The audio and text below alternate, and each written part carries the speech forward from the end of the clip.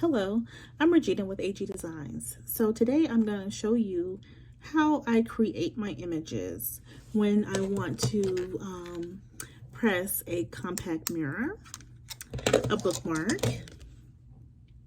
and a keychain. So the keychains is done on the front and back as well as the bookmark. Okay, so to get started, I work within Canva and Cricut Design Space and Silhouette Studios, Silhouette Studio. So the way that I'm going to show you today is by using Silhouette Studio. So we are going to go ahead and get started with this particular design. Okay, so first thing first, what you want to do is to measure your product. So I have my blank design space here. So first I'm going to click on the top right corner here. This is your page setup panel. So this is your panel that you actually work on. So I'm going to make sure that that is 8.5 by 11. So I'm just going to change my height. It's listed at 8.5. This is the width is going to be 11. Okay, I'll hit enter there. And you can see it made the page size a little smaller because we're going to print on 8.5 by 11 paper. The machine is both set to none because I'm not using like my Cameo with the Silhouette Studio. I want to actually print this design. I have my orientation down here is set at landscape. And then for the rotate view, it is on the first setting here that says view to 0. Okay, when you're just starting out to design, you want to make sure that you check this box that says show print border, because you want to make sure that you keep your images within the border here, okay? And don't go on the outside because otherwise it will not print that piece of it. So I'm going to go ahead and close this box. Okay, so this is my working space here. Now, let's take this for example. This is the faceplate of the compact mirror, okay? So this is what you actually sublimate on, and this is the compact mirror. So what I would do is take my measuring tape, okay? I'll take the measuring tape, and I'm just gonna measure this from the edge to the edge. So here you can see it's just about 2.25. So I wanna make sure I have a little bleed on the outside, so I can make sure that this entire faceplate is going to be covered with the pink background or whatever colored background I want. So what I like to do is just add a little bit extra in the measurements. So again, and top to bottom here is 2.25 as well. So for my images, for the compact mirror, I'm just gonna do 2.33 top and bottom. That way I know it will cover it. So I won't have any of the white space uncovered. So first thing first, I'm gonna come over here to my left panel, and here where you have your drawing tools, I'm gonna click here because I want to create a square.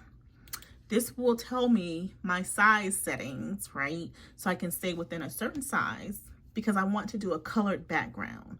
Now, if you want to keep your faceplate white as it is, and then just put your logo on it and let that be your colored piece, then you don't have to create the square. You can just bring your logo out onto this design space here and then measure it to make sure it's within 2.33, right? So that it prints within your blank here. But because I want to do a color background, I'm gonna first just create a square. So I am left clicking on my mouse because I've already selected the drawing tool over here to make a square. So I just left click on my mouse, let it go, come back over to the top corner here and turn that square off. So I'm not gonna create more squares. I'm just gonna create this one. If you do not turn it off and you come back to your design space window here, when you think you're gonna work on here, you're gonna start drawing another square. So just make sure you go and turn that off if you're done with creating new squares. Okay, so now I'm gonna click on this again, and I want to resize this. So as you can see, it's 2.5 by 2.75. So I'm gonna come up here to the top, my width, I'm just gonna say 2.33, hit enter. And my height, I'm gonna make it the exact same, 2.33, and I hit enter. this is the size that I want to use. So if I have 10 or 8 or however many compact mirrors that I want to create, if it's going to be the exact same image and color, I will make one and I'm going to copy and paste it throughout the page here. If I'm going to make them different colors, then I will just copy the square and open up and, you know, paste various squares, right? So I'll just highlight it, hit copy, and then paste. And then I'll place the squares around here. Then I can color those differently. Since I'm gonna make one, I'm gonna work within this one.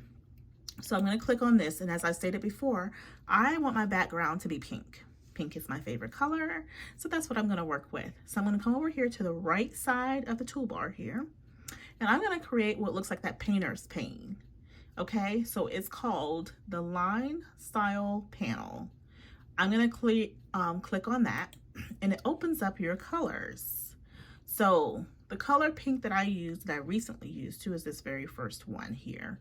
But you can go through and pick whatever colors you like here, or you can click on the advanced options and it will open up a color palette, and then you can start clicking the colors that you think you want to work with, right?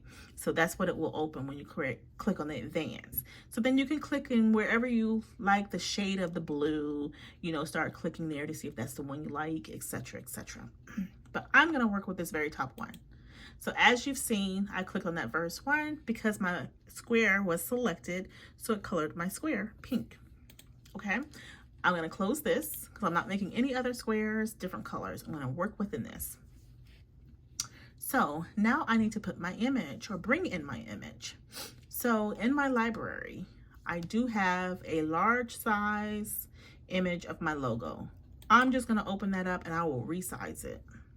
That way I don't have to go hunting for it, right, in my documents or anything like that. So I'm just going to open up one that I have that I can resize. As you can see, this is mirrored. This is backwards. When I create an image and I save it in the order in which I want to print it. So therefore, I don't have to remember to go ahead and mirror it. It's done already because I've saved the image. I'm just going to reuse it and print, and voila, it's there. So I'm going to resize this. So I'm just going to make it very small.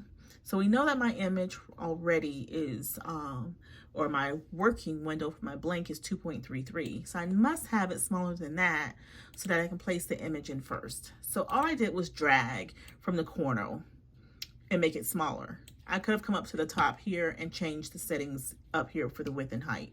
I'll do that on the next panel. So what I'm going to do is copy, or I can cut. I've cut it off of here. I'm going to click back on the panel I'm working with, and I'm going to paste it. So I'm bringing it in here and I'm just moving it down in here, right? So now I'm going to resize it because, as you can see, I have a little bit more room to work with within the square. So I'm going to click on the image and I'm just going to drag it out some until I get it to the size in which I want it. I like that. Excuse me. Now, if I want to, I can kind of drag it, click on the image again. If I want to make it a little taller, right? So it kind of fills in a little longer down here. I can do that as well. Okay. So now I want to center this, make sure that this image is in the center of this box. So what I'm going to do is just click on my left mouse out in this area, and I'm going to drag it across so that I'm capturing both my square and the design. I will let it go. So now all of this is selected together. I'm going to come up here to this toolbar, and over here you will see what says center. It's right here. It looks like the compass. So I'm just going to click on that to center, and it just moved my image and centered it within that square. Okay. Now, what I want to do, because everything is placed like it should be here with my image and my color, if I needed to make more, all I have to do is copy and paste. But first off, I want to lock this image on the box so that I can feel free to move it around, and then my image is not left in one spot, my box is over here. So again, I'm going to left click on my mouse outside of the image, click and drag over it again. I'm going to come back up to my taskbar here, and here, right here, this very first icon next to the center button, it says group the selected shapes. So I'm just going to click on that to group them. The button next to it is to ungroup it. So if you need to ungroup it, to take the image out, place something else in, you can do that. So now if I click on my box, I'm moving it and my image is on the box as well. Okay. So if I was making multiple compact mirrors with the same color and design, all I will do is click on it, right click, copy, paste, place it around. So I could probably get 4 on top, 4 down here, and maybe even 12, because if I move this up, I can probably get 3 rows of 3, and then going across 4 images. Okay, you never want to waste your paper. So excuse me, if you know you want to have the same image and you're going to print it multiple times, you might want to give these compact mirrors out with your, your logo on it as gifts. Go ahead and fill up your paper, right? You don't want to waste the sublimation paper because it's not cheap. Okay, I'm only going to print 1 of those. So I'm just going to go ahead and highlight and delete that. Okay, so I'm not going to print this one and now waste all this paper. So because I know I want to do a keychain, I want to do a bookmark, I'm going to go ahead and size that data or the images and put them on here too. So I'm not wasting paper. All right, so because I have laminated my bookmark, I know from a plain piece of bookmark, right, unlaminated, I need to measure going across and top to bottom. So again, I take my trusted measuring tape here. You can have a ruler, whatever you can use that will measure. And I'm just going to measure from the top to the bottom. That's 6 inches in height. Going across the side is 2 inches. Okay, you can do a little overage if you like. I'm going to do this one true to size because I don't want to bleed onto the laminated sheet. I don't want any overage on that. I want it to be just covering my white bookmark. So what I'm going to do is draw another square that's going to be a 6 by 2. So I'm going to come back over here to my left side of the screen here, over to my drawing tools, and I'm going to select my square or rectangle. Okay, now I'm going to come in here and start drawing it. So I'm clicking on my left mouse and just making a little bit of a shape here. Okay, now I'm going to size this. So remember, it was 2 inches across. So I'll come up here and I'm going to do my 2.00, hit enter. And then I'm going to do my 6.00 and hit enter. Now within Silhouette Design, when you are editing your sizes, you want to always make sure that this is unlocked so that you can edit the size. Okay, whenever you key in one part of it, so you key in your width, always hit your enter key. You key in your height, hit your enter key. If you do this in Design Space within the Cricut application, you will then hit your tab. When you key in your height and your width, hit your tab key, that saves it. Now, remember earlier I said that whenever you create your squares, your very first one, you want to make sure you turn it off. Otherwise, your mouse is going to start creating more squares, okay? So this is the case here. I did not turn this off. So as you can see, it has created another square because it was just following my mouse. So the movement of the mouse. So I'm going to come back over here to this corner and I'm going to click this arrow to turn it off. I don't want to make any more. So now when I come in here, it's not making any more squares. I'm just going to go ahead and delete this because I have this one sized how I want it. I'm going to design this one and all I'm going to do then is copy and paste. So since I have this one, again, I want to do the same logo and I want to color this background pink. So I'm going to come back over here to my drawing pane and select my pink. Now, what I should have done when I opened up my dove, right, my logo, I should have just did a copy because now I have to go back to my library and open this again. And since I'm going to use it again for my keychain, I'm just going to copy it this time when I make it a little smaller. So I'm just going to right click, hit copy, come back over to my image panel that I'm designing on and do paste here. Okay, drag it over into here and now I can resize it. So I'm just gonna make it larger on here. And I'm just dragging the bottom piece here and the top piece. I just wanna cover as much as I can. If you have any other kind of image, you know, feel free to size it however you like to have it on your bookmark. I just wanna make sure I take up, you know, a pretty good part or space within the bookmark and just not have it all just pink.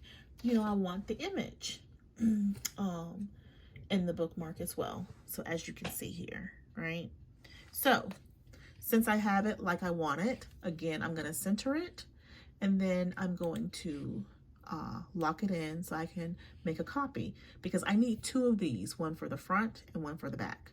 So again, I just clicked outside of the space, came across the whole image. I'm gonna let it go.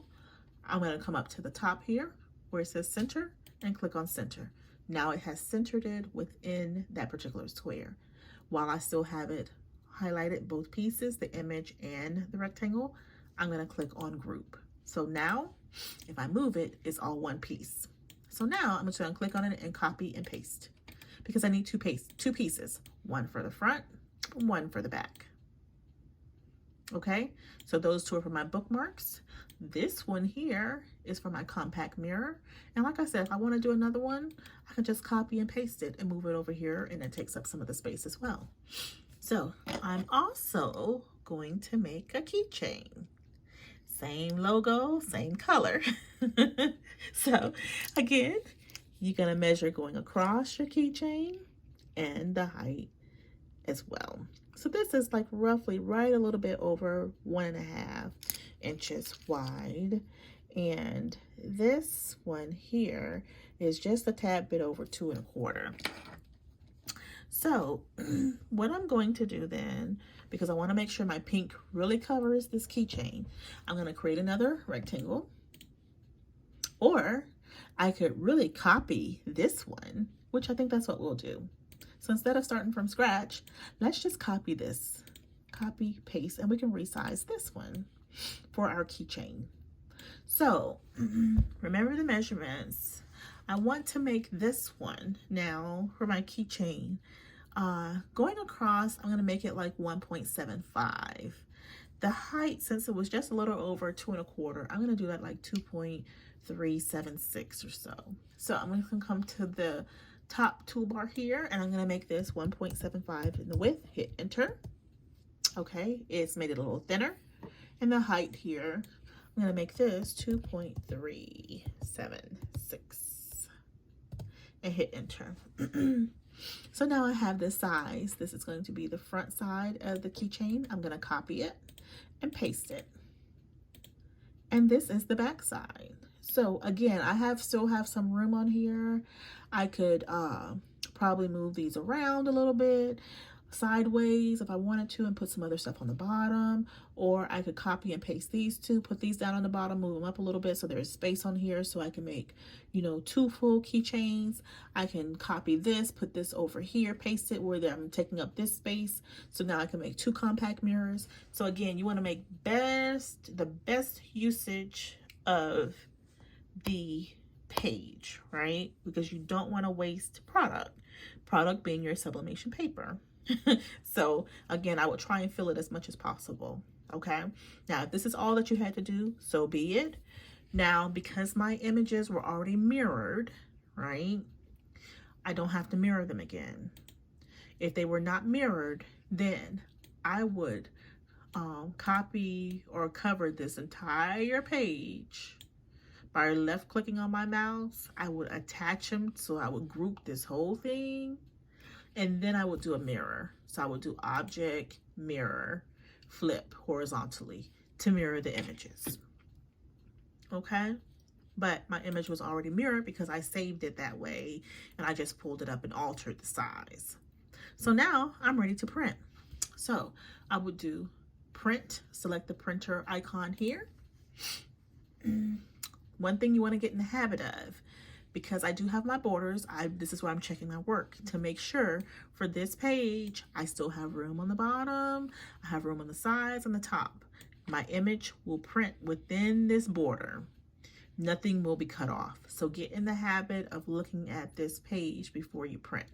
Here you have your settings. So if I had the wrong paper size, I could come in here and change my paper size.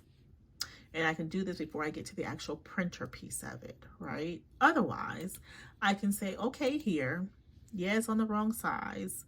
I can select print, find my printer in here, and then come into preferences, and I can manipulate it here. I can change my document size here. Now, when I'm printing my images, my document size will auto-populate from Silhouette Studio. So whether it's legal, letter, or 11 by 17 or 13 by 19. Okay, it shows that it's landscape because that's what's selected too. You always want to make sure, now with the type of paper that I use and this printer that I'm using the 8550. I keep my paper type on plain paper, bright white paper. Now, I have a 7840, 2760, and a 2540 series. With those, I will normally print on the setting that says Premium Presentation Paper Matte, only because it's a different type of printer and I want the ink to display on it better. But with this particular printer that I'm using, the 8550, if I select that, the images do not look right on the paper. So I keep it as plain paper, bright white paper. I make sure my color set is set to color and my quality is high. You have standard and you have best. Now high is going to use quite a bit of ink. Best will use more ink. Okay, so I tend to just print on high quality. I get great results.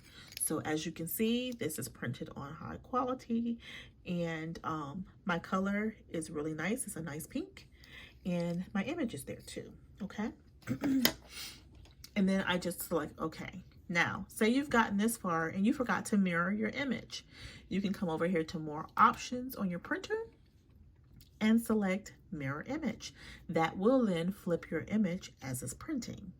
Now, if you're going to print multiple things using this same printer, make sure you come back in here to your preferences and more options and turn off mirror image if you've mirrored it in your Silhouette Studios. Otherwise, you're just going to be mirroring it back to where the image is facing you. So you know, if you get ready to print and this image is actually facing you the right side up, then you know you did not mirror it.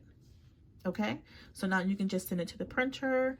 It will print. Once you received your printed results, you can cut it down to the size that you need, and then within here you'll cut it again around the border and cut down the middle.